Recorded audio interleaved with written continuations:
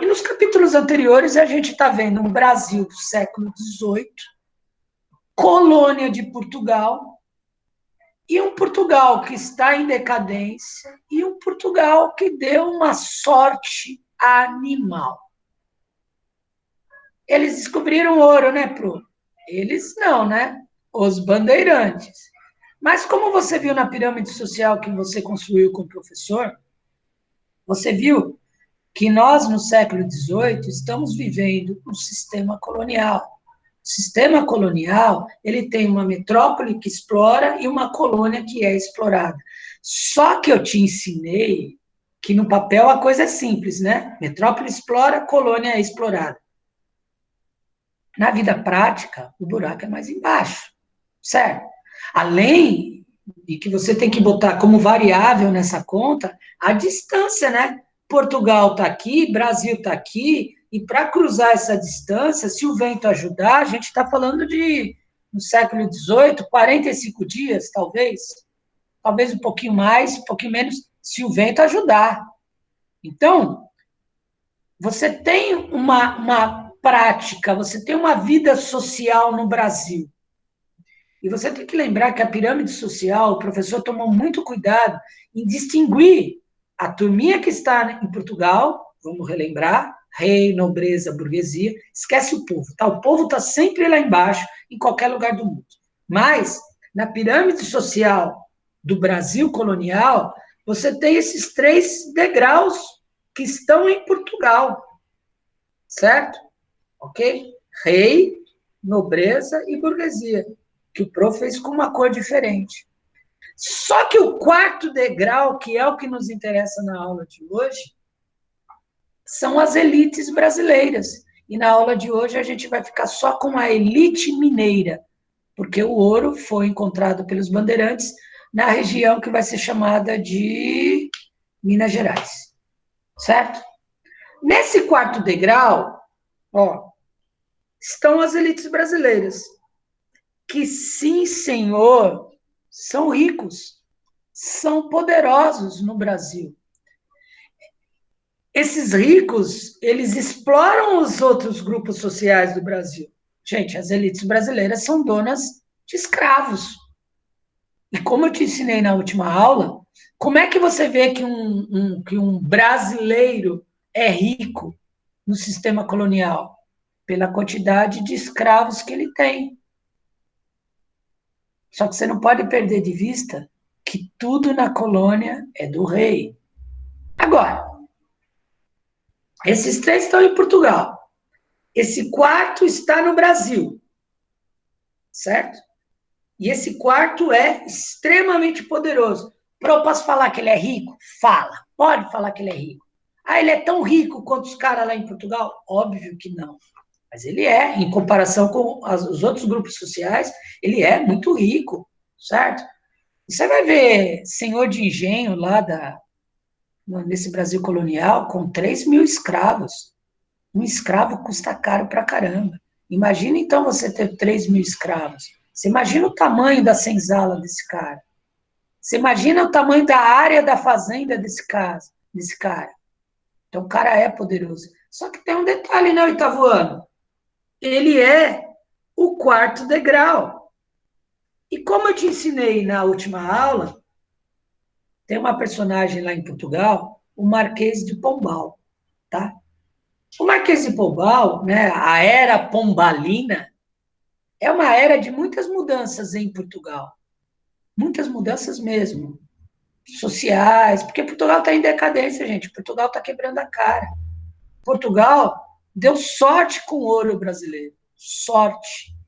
Tá? Você pode dar sorte no governo, você pode ter sorte do coronavírus acabar. Não, você não pode ter sorte. Você tem que ter organização e trabalho. E Portugal deu sorte. Sorte mesmo. Assim, eu levo para o túmulo isso. Tá? E aí é uma curiosidade, né, que eu falei na outra aula, mas é sempre legal retomar. Os bandeirantes somem da nossa história, né? É o último momento que os bandeirantes aparecem, né? Que você viu lá atrás, no 7º ano, com a Guerra dos Emboabas, né? Porque tudo é do rei. Só que a situação ela é mais complexa. bem mais complexa, tá? Bem mais complexa. Com Pombal ajudando o rei a governar Portugal, Portugal está mudando muito. Só que a colônia, não. Então, não tem universidade no Brasil. Crianças, não tem livro no Brasil. Sabia disso? Não tem. Não tem possibilidade do fazendeiro se desenvolver. Sabe? Não tem. Porque o fazendeiro brasileiro, né, as elites brasileiras só podem negociar com Portugal. Elas não podem negociar com a Inglaterra ou com a Holanda. Não, é tudo com Portugal. Mas mesmo que Portugal, o produto seja mais caro, mesmo. Essa é a lógica do sistema colonial. E aí vem Pombal e faz o quê com a colônia chamada Brasil? As mudanças pombalinas em Portugal resultaram em aumentos de impostos no Brasil assustadores. Você conheceu ano passado, e eu já falei dele. Quando que eu falei dele? Na última aula. Você conheceu o quinto, né? Que no Brasil virou um apelido, né? O quinto dos infernos, né? É uma expressão que você usa até hoje.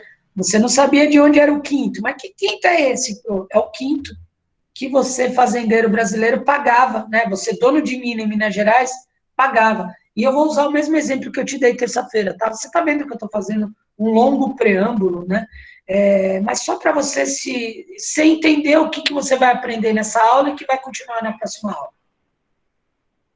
O Cássio, na mina dele em Minas Gerais, extraía 1.000 toneladas, 1.000 quilos, vou falar em quilos, 1.000 quilos.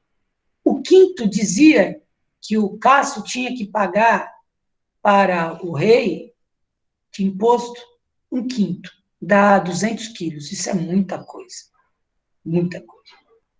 E o Cássio, assim como outros da elite mineira, estão ficando muito de saco cheio. Porque você tem o quinto, você tem a derrama, você tem um monte de impostos. E você, rico no Brasil, quer ficar mais rico, você não quer ficar menos rico. Então, o que começa a acontecer? Por exemplo, você vai lembrar que eu falei na última aula que o Cássio vai pegar o ouro e vai enterrar o ouro, né? Porque é o metalismo, né? Você vê a riqueza pelo metal, então o Cássio vai apresentar para o coletor de impostos 20 quilos. Olha, foi isso que eu consegui. O coletor está vendo 20 quilos. Os outros 900 enterrados. Então, dos 20 quilos, o Cássio, o Gustavo, vai ter que mandar para Portugal um quinto de 20. Ai, meu Deus, eu não sei fazer essa conta. Dá 4 quilos. Quase, hein? Quase falho, hein? Pô, é lógico que Portugal está vendo que a elite mineira está sacaneando. O menino mandava 200 quilos, agora está mandando 4 quilos? Como assim? Você tem ouro pacas em Minas Gerais durante o século XVIII. São toneladas e toneladas que Portugal está extraindo e mandando para Portugal e deixando no Brasil. É muito ouro. E aí Portugal decide fazer o seguinte: tudo isso que eu estou falando está na setinha. Portugal vai instituir a famosa, isso eu falei na última aula, a famosa devassa. O que é isso? A grosso modo, a polícia vai invadir a fazenda do Cássio e vai ver o que ele anda aprontando. Vai desenterrar. Né? O Cássio pode ser condenado à morte, sabia disso? Agora, as elites mineiras estão a elite mineira está de saco cheio disso. Está de saco cheio. Está de saco cheio disso. Aí você lembra o que a gente fez na pirâmide? Como resolver o saco cheio da elite mineira? Se livrar desse degrau. Viu aqui, ó? Tá vendo aqui, ó? Peraí. Rei, nobreza, burguesia portuguesa. Como que a elite mineira vai ficar mais feliz? E entenda o que é uma elite feliz. A elite feliz é aquela que não paga impostos. ou se paga imposto, paga muito pouco. Crianças, como é que se resolve esse problema? Lutando por independência do Brasil. Mas, professor, cadê o povo na independência? Criança, você já não é mais criança, né? Não tem povo. E aí é nesse período, a gente já está falando do final do século XVIII, tá? Que vai surgir um movimento de vários chamados... perdão, volta para cá. É nesse momento que, durante o século XVIII, Portugal vai começar a vivenciar movimentos anticoloniais. A revolta de Beckmann, que você estudou ano passado, não era um movimento anticolonial. Mas, professor, o que é um movimento anticolonial? É um movimento que quer a independência do Brasil. No século XVIII, duas são famosíssimas. A Inconfidência Mineira, que é essa que eu estou falando, e a Conjuração Baiana, que você vai estudar na próxima aula. Ambas são anticoloniais. Portanto, ambas querem o quê? A independência do Brasil. Vamos ficar só com a elite mineira. Peraí, deixa eu mudar o dedo. Vamos ficar só com a elite mineira. Hoje. Você já sabe o que a elite mineira quer. A elite mineira quer se livrar, presta atenção nos fatos, hein? A elite mineira quer se livrar de Portugal. A elite mineira está asfixiada, ela não quer saber mais de pagar imposto. Vamos fazer o quê, crianças? Lutar pela independência de Minas Gerais, independência do Brasil. Tudo bem? Então, nessa época, já final do século XVIII, estamos vivendo o nascimento de um grupo, né, de uma inconfidência, que é a Inconfidência Mineira, ou de uma conjuração. Conjuração é a reunião de um grupo que quer derrubar algo, ou quer questionar algo, ou quer ter algo. Tá? Então, você vai ver Inconfidência Mineira, Conjuração Mineira, Revolta Mineira, é tudo o mesmo episódio. É o do Tiradentes, pro? É. Só que você percebeu que tem 17 minutos para a aula acabar e o professor falou do Tiradentes só agora e vai parar de falar do Tiradentes de novo? Bom, a elite mineira quer se livrar. E aí a Inconfidência Mineira, reuniões secretas, aquela coisa bem de filme de terror, de suspense, vai começar a pensar em derrubar o governo português, a tirar o governo português. Só que a Inconfidência Mineira, a elite mineira, sozinha, ela não é capaz de derrubar. A elite precisa de quem? Do exército brasileiro. A elite precisa dos militares que estão no Brasil para ajudar a derrubar o governo português. Então, as elites começou a mandar uns WhatsApps aí para uns soldados aí, né? Falando, ó, chega aí que vai ter reunião, caras. Mas quais soldados? Soldados que a elite sabia que estavam insatisfeitos, por exemplo, com o salário que recebiam. Um desses caras, quem é? Joaquim José da Silva Xavier. Quem é esse cara? Tiradentes. O cara do feriado do 21 de abril. Bom, o que eu posso te dizer sobre o Tiradentes hoje? Porque essa é uma história que a gente ainda está contando, tá? Ainda está sendo estudada. Mas o que eu te garanto sobre o Tiradentes hoje? Que o Tiradentes é um militar. Primeiro passo do militar é ser um soldado. Hoje, o segundo passo do militar é ser cabo. Cabo, soldado. Bem? Só que no século XVIII você tinha uma patente aqui no meio, que era o alferes. Então, soldado, alferes, cabo. Os militares no Brasil colônia, de fato, ganhavam muito pouco. Ganhavam muito mal. E o Tiradentes, ele cuidava de um posto de travessia entre São Paulo e Minas Gerais, e nesse posto, o Tiradentes, que ganhava muito mal, ele ganhava o dinheirinho do café, se é que você me entende, né? Tá lá o Arthur, que saiu da reunião, aí o Arthur passava de Minas Gerais para São Paulo, aparecia o Tiradentes e falava, ô Arthur, você vai passar para cá? Deixa do cafezinho aí, tipo um pedágio, para ajudar nas contas. A situação econômica do Tiradentes e de outros militares, ela é tão crítica nesse Brasil colonial que o Tiradentes tem outra profissão. Ele é dentista. Só que dentista no século XVIII é um cara que tira dentes, por isso o apelido. Cara, o Tiradentes odeia o rei de Portugal. Vamos falar mais do Tiradentes? O Tiradentes, Portugal mandou mudar todas essa coisa de pedágios. Então, o Tiradentes perdeu a boquinha dele, tiraram ele desse lugar que ele ganhava do café. E o Tiradentes, já faz uns 10 anos, estava lutando por uma promoção para ser sargento, talvez. Só que quem define isso é Portugal. Então, toda vez que surgia a possibilidade do alferes, que é um cocô, só é melhor do que soldado, ser promovido, cadê a promoção do Tiradentes? Não tem. Ele vai ficando pé da vida, vai ficando bravo. Quando chega o WhatsApp da elite mineira, e aí, alferes Tiradentes, quer chegar junto aí na gente? A gente está com umas ideiazinhas ousadas contra o rei. O Tiradentes nem perguntou qual era o assunto, o Tiradentes foi direto para a reunião. Só que você percebeu que o Tiradentes só entrou na nossa brincadeira quase no final da aula. E por que eu estou falando isso? Porque o Tiradentes virou um herói nacional, gente. O Tiradentes virou o líder da Inconfidência Mineira. Só que o Tiradentes não é o líder da Inconfidência Mineira. O Tiradentes é mais um cara da Inconfidência Mineira. E aí você é apresentado a um conceito de história que eu adoro, que na verdade não é um conceito de história, é um conceito do mundo, né? A ideia da construção histórica. Eu vou encontrar a minha namorada pela primeira vez e aí eu vou com o cabelo penteado, um batom na boca, uma roupa, né? Não as roupas velhas que eu uso, né? A barba feita, banho tomado, um perfume. O que eu fiz?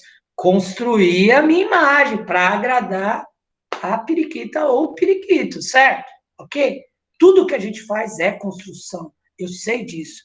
Só que na nossa história, você pegou um cara que sim participou da Inconfidência Mineira, mas você transformou ele em herói do povo. E não sei se você percebeu, o povo não vai entrar na nossa aula. Certo? Isso é construção. Isso é um movimento de elite. São os ricos brasileiros querendo se livrar de Portugal, só que eles precisam dos militares. E o periquito, Tiradentes, foi para a reunião. É evidente que o Tiradentes tinha uma função importante.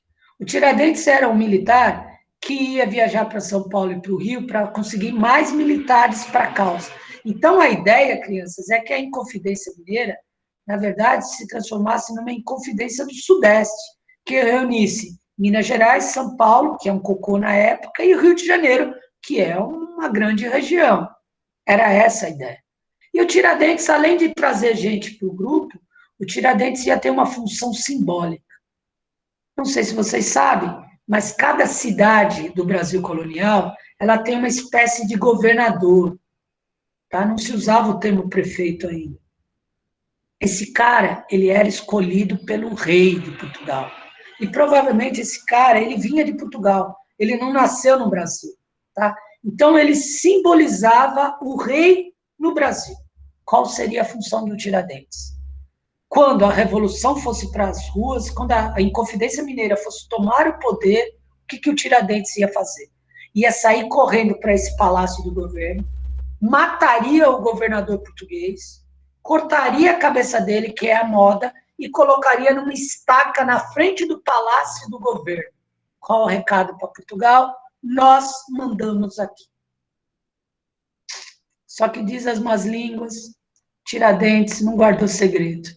E havia um traidor no grupo também, tá? Que eu nunca lembro o nome dele, José Bonifácio, é isso? Ou José Bonifácio veio depois? Eu nunca lembro quem é o traidor. Não foi o Tiradentes. Mas o fato é que o Tiradentes acabou chamando um pouco a atenção, né? Porque ele ia para o boteco, enchia a cara e falava, vou cortar a cabeça. Ah, não vou só tirar dente, vou tirar a cabeça. As pessoas começaram a ouvir, né? O fato é que a elite mineira, ela tinha uma bandeira bem clara.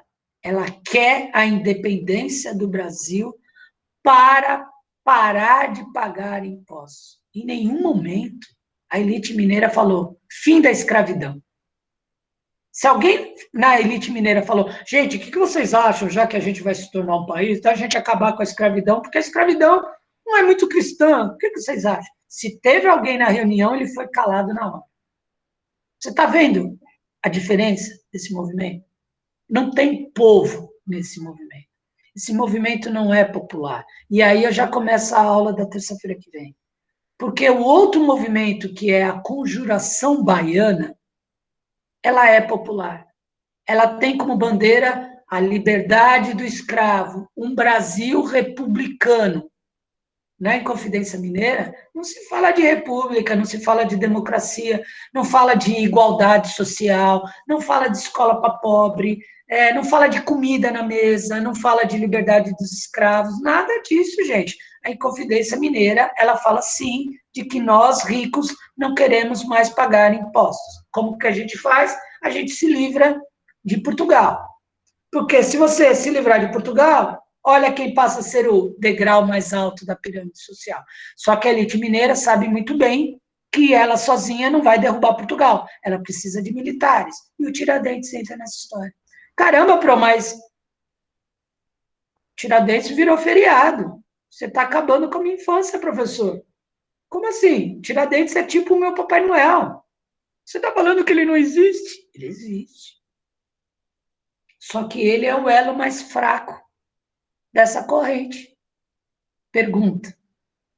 A Inconfidência Mineira, ela não deu certo. Você sabe que não deu certo. Você já sabe o que aconteceu com o Tiradentes, coitado. Você sabe que ele foi enforcado no dia 21 de abril. 1792, acho. Quem que fez a revolta? Os ricos, né, de Minas Gerais, né, os donos de Minas. O movimento foi descoberto por Portugal. A ideia do movimento era, quando Portugal lançasse a devassa, né, a polícia entrando nas fazendas, nas cidades, né, mexendo na riqueza, o que a Inconfidência Mineira ia fazer? Ia para a rua e ia causar. Corta a cabeça do cara, bota na estrada. Certo? Era essa a ideia. Só que a Inconfidência Mineira tinha um bendito de um traidor que estava lá gravando a reunião, né, o áudio e passando para o WhatsApp do rei na hora. O que o rei fez? Prendeu todo mundo.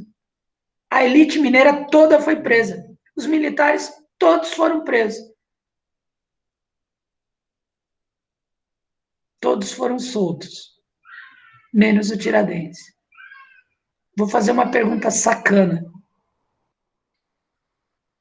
Quem era o mais pobre desses todos? Vou te dar uma chance só. Tiradentes. Bem-vindo ao Brasil. Os ricos, a elite mineira, teve um lá, o grande chefe, eu não vou lembrar o nome, gente, não é isso que eu quero, tá? Mas se você ficar curioso, não tem, pega o nome dessa cambada toda. Mas o mais rico de todos foi expulso para Angola, né? Outros perderam toda a riqueza, mas todos eles depois foram perdoados. Qual foi o único que foi preso? Tiradentes. Por quê? Era o mais fraco do grupo. Era o que não tinha costas largas.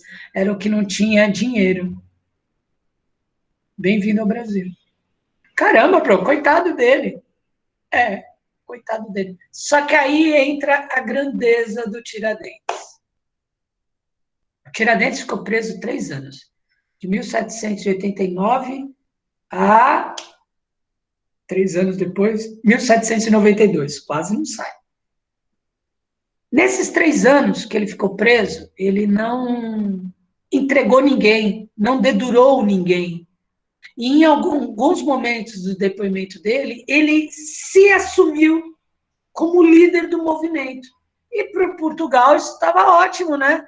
Porque se quem assume que é líder desse movimento que quer derrubar o governo português, esse cara tem que ser condenado à morte. Você acha que o rei quer condenar à morte um rico do Brasil? Não quer. O Tiradentes, que é um mero militar, que ganhava uma grana sendo dentista, tá ótimo. Então haverá um momento nessa história que o Tiradentes preso vai tomar para si a liderança. Mas como eu te contei, o Tiradentes é só mais um. Tá? Eu não estou menosprezando o Tiradentes. Você está entendendo o que eu estou falando? Só que o Tiradentes não é o herói do povo. O Tiradentes, em nenhum momento, lutou. Eu estou falando por hoje, eu estou te falando que essa história da Inconfidência Mineira é uma história que está sendo estudada, está sendo contada. Tá? Se aparecer coisa nova, eu dou outra aula sobre isso, não tem nenhum problema. Mas hoje, o Tiradentes lutou por si mesmo. Não lutou pelo povo. Não lutou pelo fim da escravidão. Assim como a elite mineira lutou por si mesmo. Assim como a elite do Rio de Janeiro, que entrou na brincadeira, lutou por si mesmo. Não tem heroísmo nessa parte. Mas os ricos se salvaram, né? Porque é assim, né? Até hoje, bem-vindo ao Brasil, né? E o Tiradentes, que era o elo mais fraco nessa corrente chamada Inconfidência Mineira, ficou preso. Só que ele teve hombridade, ele não entregou ninguém. E aí, cara, você vai derrubar o governo? Qual é a punição do Tiradentes? A pena de morte. Aí, nessa cidade de Vila Rica, que hoje tem o Museu do Tiradentes, que hoje essa cidade se chama Ouro Preto, na praça, você vai ter o Tiradentes enforcado, certo? Vai morrer. Só que o crime do Tiradentes ele é tão terrível para Portugal que ele vai ter a morte extrema. Qual é a morte extrema? Ele é morto e ele vai ser esquartejado. Então, vou cortar a cabeça dele, os membros, tudo bonitinho, cabeça cortada, é isso aí.